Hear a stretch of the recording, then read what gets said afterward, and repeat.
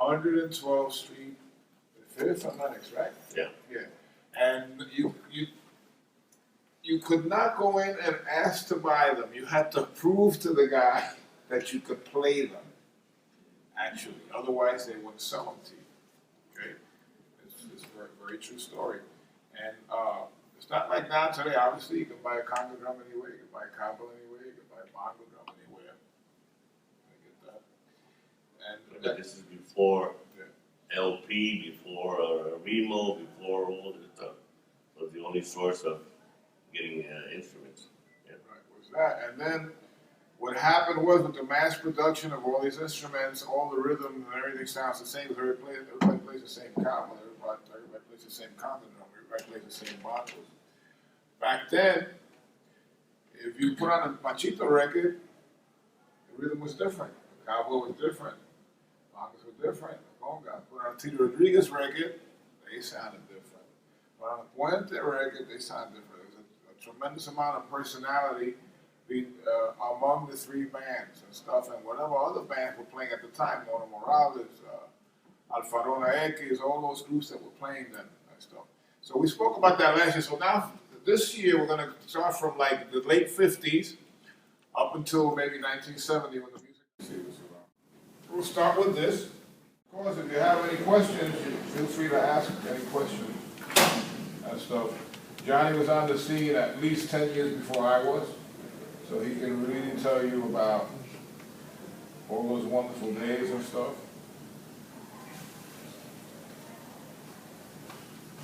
So, say something.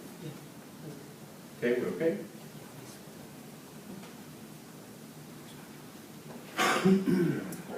Peter.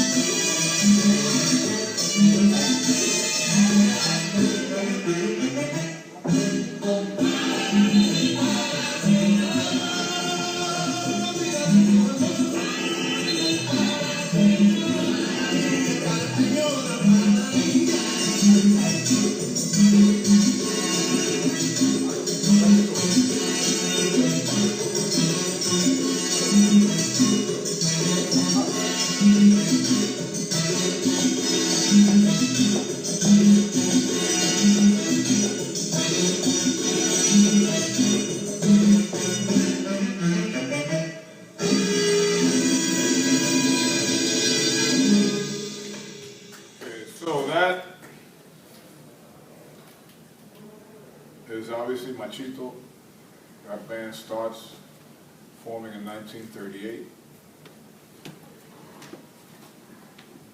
with their first recordings in 1939. Machito goes and raids Alberto Isnaga's band, which is a band in New York at the time, and brings Alberto Ayala, the pianist, and he brings my dad. And they start the Machito band before Mario Bowser comes. It's 1939. When Mario Bowser arrives on the scene, they do their first recording in 1940 on Decca. Prior to Machito, there's an orchestra in New York called the San Domingo Serenade, San Domingans. They're the first band that plays any Latin jazz, not Machito. Okay, a lot of people give that credit to Machito, but it's not Machito, it's not Mario Bowser. They are the first band. Have Johnny Nieto and his Midnight Dukes. Johnny Nieto is an alto saxophone player who was killed in World War II. Johnny Nieto is a composer of tanga, not Mario Bowser. He stole the song from Johnny. Related to Uba Nieto? Yeah, Uba's brother. His brother. Johnny Nieto's Uba Nieto's brother was Machito's drummer. Machito's drummer, Uba, was actually a part-time pianist and trumpet player. They all came to New York in 1929, along with my dad. So from Puerto Rico? From Puerto Rico. That's where they came from. So that's how that band started. They're the first band to play south of 96th Street. There were no blacks allowed to play south of 96th Street in New York. They're the first Latin band to go and play there, making $5 a night. How's that for money? It's not much different now. You look at the economic scale, we're not making that much more money. Just not. That is the world's greatest Latin band. I didn't say the most exciting now. That is, go ahead. It's starting early, you know. Should I hold that question? No, go ahead. So who were the arrangers that started doing the Latin jazz? You said the San Domingans. So who were arrangers that knew the style well enough back then to do those arrangements prior to Machito? You had John Barty, who also wrote for Machito's band and stuff. Okay. You had a gentleman which I cannot remember. I didn't bring my notes. I can't remember the name. The guy that was Augusto Coen's band also that wrote back then. But that style of Latin jazz now obviously is not what we play today. It progressed. You know, it went from one thing to the next, to the next, to the next. You understand? Was John Barty Hispanic? No. So he was like a jazz arranger, and he kind of adapted what he knew to the Latin. To the Latin, yeah, that stuff. But that is what occurred. That is actually the creation of tanga and all that stuff. So that's a tune that was stolen. And when does Rene come into the picture? Rene doesn't come until 1947, and when Rene comes to New York, he has nowhere to live, so he moves in with my dad. About Rene Hernandez. We're talking about Rene Hernandez now, who is considered to be the best arranger ever of this music. And so he comes to New York in 1947 and has nowhere to live and moves in with my dad for about 6 months on West 106th Street and stuff. And so Rene comes and joins Machito's band, and they converted the band, and it became what we all knew it to be in the 50s and 60s and stuff. And so that particular song right there is an arrangement by Rene Hernandez back in 1957, and that was done, those of you that are familiar with New York City, was done at the Oddfellow Temple on 106th Street and Park Avenue, on the 8th floor. Right in front of Julio de Burgos. Right in front of Julio de Burgos, that was recorded. Roulette recorded there for quite a few years, including Count Basie and all those bands. That was all recorded there. So now that's 1957. So that band obviously now comes on the scene and kicks everybody's butt. Okay, they were the best band. Tito Puente now and Tito Rodriguez, they start their own bands, 1949, 1950. Okay? They both start with 3 trumpet conjuntos. Frankie Best. I'm in trouble. They start with 3 trumpet conjuntos, and they record a series of records. Tito Puente started on Tico. His first recordings were Calmilla Mambo and Tusos. So the Puente band came out of the Pubicampo Right, band. Tito Puente, yeah, go ahead, John. Yeah, there was a band for Pubicampo those days, and there was like 4 or 5 members that Tito took with him, and then they formed his first band. It's called the Piccadilly Boys, and that my dad was part of that band. Everything I was able to sing, and Jimmy Cazora, which was Tito's right hand man till death. I forgot who the other guy was, but that's where that started from. That shift. He actually took 4 or 5 guys from Poopy's band and started his own band, the Piccadilly Boys. What year would that be, Joe? That's 1950. 1950? I have pictures of that with me. I wish we had something. Yeah. Go ahead. And of course, Tito Rodriguez starts his band. They both, prior to that, worked in Cabello's band before Pubicampo. They worked with Jose Cabello. And they begin their rise, obviously. And both of them had the idea to record with saxes, even though they weren't appearing with saxophones yet. They would record with 5 saxes and record with 4 trumpets and stuff. And during the, go ahead. Rubello's band spanned like from what year to what year, more or less? I don't know, John, you know what it is, That time, 50s, maybe, I don't know, late 40s into 50s. There's videos of his band on YouTube with Jimmy LaVaca and Sabu, and there was Reddy Martin, so that's like mid-50s. Santito's playing. Yeah, Santito's there, and Sabu Martinez, and Jimmy LaVaca, the drummer, and Jack Hitchcock, the vibe player who played trombone with Harlow and stuff for a while back. So those videos already look pretty modern, so that's 50s, late 50s maybe, Yeah. Then he became the biggest booking agent in New York. I don't know how he did that, the transition from the band leader, and all of a sudden he became Alpha Artist of America. He booked Tito, Palmieri, everybody, and then he had, he really had the scene control there in New York for a while. He was the man for a while. Yeah. He comes from a family of a couple of brothers. His Fausto Cubello, like 2 or 3 brothers, all musicians. The cat made a lot of money. He just died recently. Last year he died? At 96, 94 years old. He retired in Florida, right? I saw him all the time around Florida. Nina was his friend. Yeah. He talked to Eddie. He called Eddie. Eddie Palmieri was living with me in Vegas, and he would speak to Eddie all the time.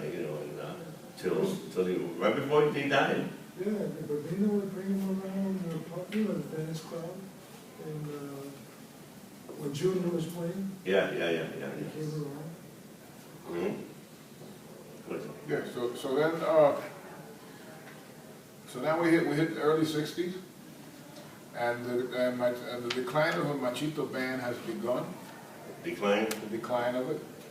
Yeah, Why would you say why? I'm going to say because of the change of musician. Caliber of musicians? Caliber of musicians. That band those guys were together about 10 years without any changes. So, if you have the same guys together for that period of time, not only do you get that cohesiveness and that tightness in the band, but they also make the same mistakes together. So it sounds pretty darn good, That's what happens. So they start to decline, and of course Tito Puente now and Tito Rodriguez come up to the forefront. And then you have the battle between the 2 Titos to see who's better and who should get top billing and all of that stuff. And of course Tito Puente would not play unless he had top billing on every dance. Otherwise, if he didn't have it, he would not play. So there is a famous photo here of Hollywood Palladium where the billing is Tito Puente and Tito Rodriguez. So that was one of the things. So then they come up and they take over. They pretty much take over a lot of the scene and stuff, right? John can tell you about that because he was playing already with both Titos at that time.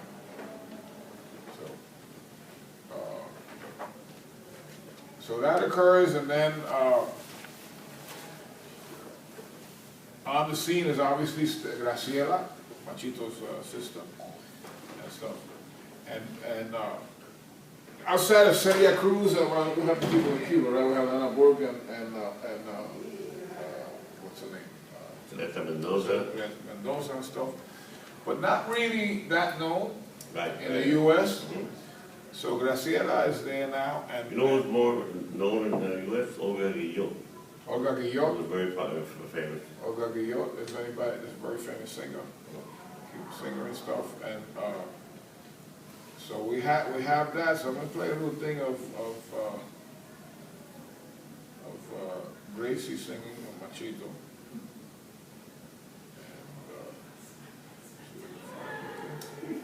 Whatever, Frank. He said it's coming down. Oh. Let's see, I think this is from the Japan thing. We'll hear a little bit of it.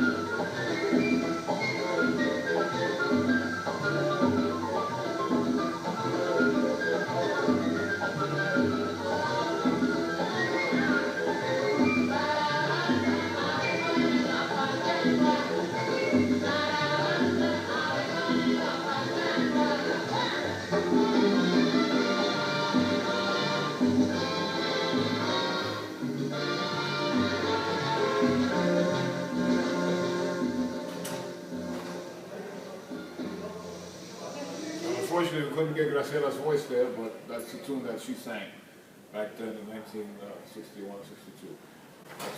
So this is of course before, even though Celia Cruz had a certain amount of notoriety already, this is before she really got big, right? When she went on Yeah. to finance and did the stuff with Pacheco and all that stuff, and she became, She recorded with us Tito first. yeah, with Tito first, and then, but she became, Worldwide fan, yeah. and stuff. And, what do you call it, this is now the early 60s, of course the Pachanga's around now. I got to see that band. Yeah, so. Yeah, I got to see that Tell band. them Yeah, that was a great scene. Let me talk about 60, 61, 62. I came with the Fuentes band in 62. I was 17 years old. And I was able to see those bands. You know, we used to alternate. Fuente Machito, or Tito Rodriguez Machito. And I was in Fuentes band. And I found out a great era of Tito's band. Tito Colon was the singer. The material was great. Tito was really inspired during those days, writing. Would bring new stuff all the time. And we had tons of charts and always trying new stuff. It was just a great time for the music. It was like prime time for dancing. You know, we talk about the scene now. That was happening already without a label. It was just, you know, we had the mixture and the blending of the Italians and the Jews and the blacks and the Boricua and the Cubans. And it was just, I mean, competition. It was like, you know, you dressed to kill in those days. And you know, whoever danced best got the prettiest girl. You know, Wanda was the prettiest girl. It was about dancing, you know. And the competition of the bands was great. I mean, all the way down to clothes. Tito Rodriguez band wanted to look sharper than this one. And you know, there was a whole lot of competition. The word competition was happening then, big time, you know? Because like the rhythm guys of this band, you know, we come upstairs and we'll see Tito Rodriguez playing Albert Torres, and me and Poppy or Bobby, we got to kick ass tonight. We got to kick ass. You know, It was that attitude going, you know, and like I said, the thing with the uniforms, and it was just great, man. It was a great time for music, man. That time that you're talking about, how many clubs were there on? Tons, man. And- Because then, Pete, in those days, there were so many hotels doing things. The Taft. The Taft Hotel, the Hill Hotel, there were just a lot of socials, you know, given. Like I said, the mixture was so big of who was going to hire Latin bands, you know. You got the Italiano scene, you know, Leo, you got the Catskills, you got the beach clubs. It was, So like how many gigs a month did you guys do back then? well, On average. when I came with the band, Tito's band, we were playing 6 nights a week. Yeah, we would do Monday night at the Pan Am in Queens, Tuesday at the Mount Clair and Canberra Heights, Wednesday would be the Palladium, Thursday would be at one of these Italian clubs out in Brooklyn or Staten Island. Then the weekend was, forget about it, and Sunday afternoon, a Chateau Madrid or Basin Street East or whatever. It was tons of gigs, man, you know? And the mixture, it wasn't all Latino. I mean, the hippies night in the Palladium was Wednesday nights. That's where all, they had the dance classes, they had the dance instructors, Marty Harris, Killer Joe Pirro, Mama Oasis, Aniva, and all that stuff. That was such a happening scene, you know? And in the audience, you got Marlon Brando, you got Sammy Davis, you got Cindy, you know, they all come up there. It was the happening spot. You know, and I was fortunate to catch the end of that, you know, the Palladium, after they had that raid, I don't know what year was the raid. 66. That raid, then it went downhill, they took the liquor license away, they started selling near beer, and then it just went downhill. But when I came in 62, 63, it was like, you know, and everybody just sharp, talking about the days of the sharks in suits, the mohair suits, everybody walked around with their pinky, with their initials with the pinky ring, the cash, the coats. It was, you know, dressed to kill, and whoever danced, like I said, the dance the best, took the best girl home. Right? That's what the scene was. Huh?